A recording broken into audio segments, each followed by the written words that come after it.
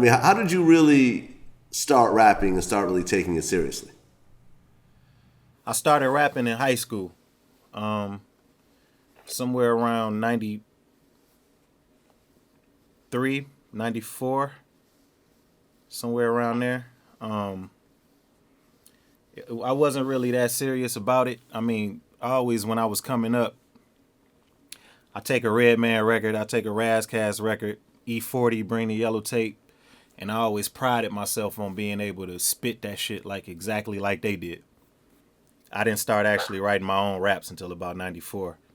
And I was that kid in school who never let nobody hear his raps. Like when everybody was ciphering in the hallway, like I never get in the ciphers. You know, like a lot of people have like different rap names until they finally, you know, figure out the one they're gonna stick with. Like, well, what were some of your early rap names? I had one. My only rap name, and I don't think I ever told anybody this. So Vlad, for the first time in this whole long roller coaster of a career that I've had, I'm gonna unleash this. And I don't want nobody on fucking Twitter or nobody else to crack no jokes on me. My name, Okay. my name was R Dog. How long did R Dog stick around before Royce came in the picture? Not even a year, bro. Not even a year. That shit didn't even last a year. Like I got a me and one of my friends like in high school, one of the dudes I used to rap with and shit. Like I got this Turkish link chain and the emblem was a R. It was like a big ass R. So people start saying that it looked like the Rolls Royce emblem. So he was clowning me saying that. So he started calling me Royce and I started calling him Rolls. So we formed a little group together. We was called Rolls and Royce. That lasted for a minute, but the whole people calling me Royce and that being the alias, people was calling me that in high school before they even knew that I rap.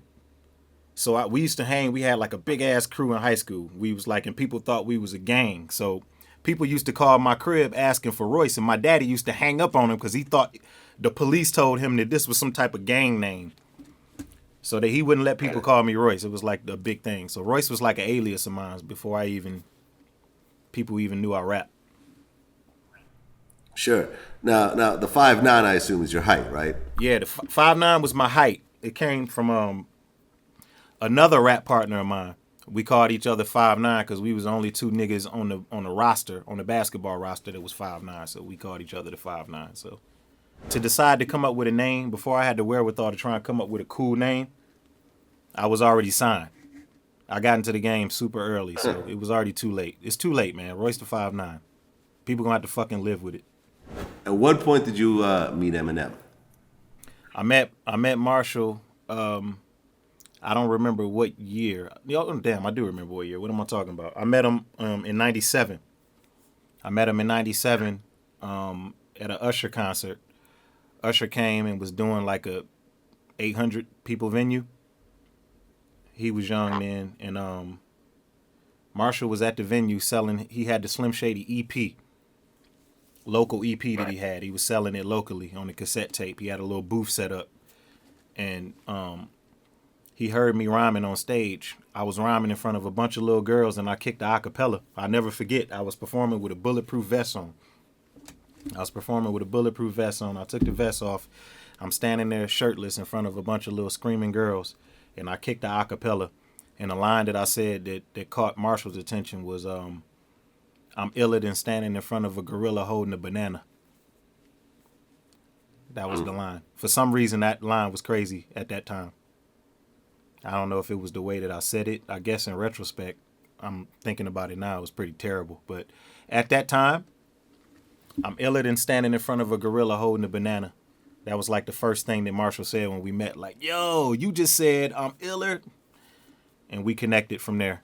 You know, we started like talking on the phone and talked about making music and just figured out that we had a lot in common. So, you know, when he signed his deal and Dre wanted to use that song that we made, because we recorded Bad Meets Evil like almost as soon as we met each other. But when he got with Dre and he played him some more of the songs that he had, that was one of the songs that he wanted to keep for his album. So I had to go out to LA to recut the vocals. You know, obviously they redid the beat, and then, you know, we went to recut the vocals to make it sound cleaner.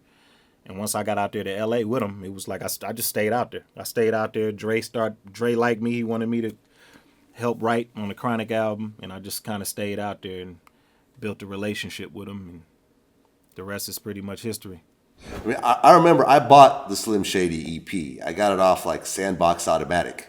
I don't know if you remember that site. Nah, I don't remember that site. Yeah, they used to sell like vinyl and independent albums and stuff. There's like Hip Hop Site, Sandbox Automatic, like, you know, there's all these little websites where you could buy shit that really wasn't available in stores.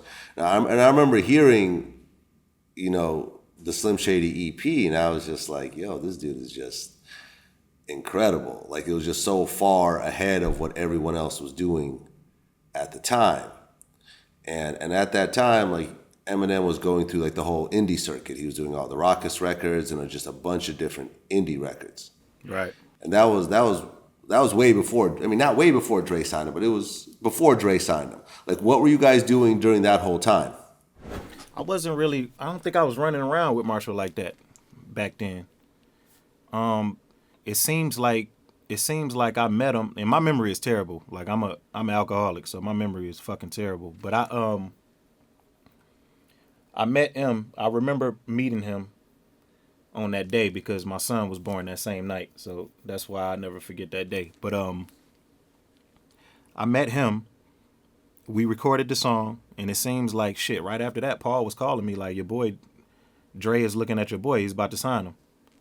You know, so I never was with him in none of the battles that he did abroad. Like when he went and battled Juice and all of those people, like the Scribble Jam and all of that, I wasn't with him for none of that. Like I became his hype man for his shows, like after he was already signed with Dre.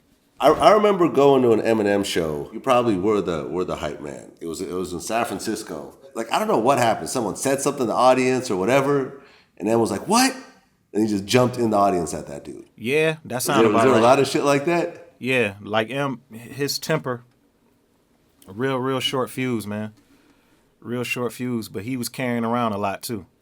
He's carrying around a lot, man. I can imagine it must have been pretty hard to be that good. And then, you know, be a white kid in a, you know, that's a part of a predominantly black culture, and people kind of hold that against you because, you know, if you think about it, it's a very prejudiced genre. You know what I'm saying? Like it's everything is based off of opinion and preference, you know, so it started out like, okay, he dope, but he just dope. He's dope for a white boy, you know, or he's whack. They don't want to hear what he got to say because he doesn't look how we feel rappers should look. You know, we've been a part of this, and we've saw that these barriers get broken down because of guys like him, because of guys like Kanye. You know what I'm saying? Like, people are starting to have limits now.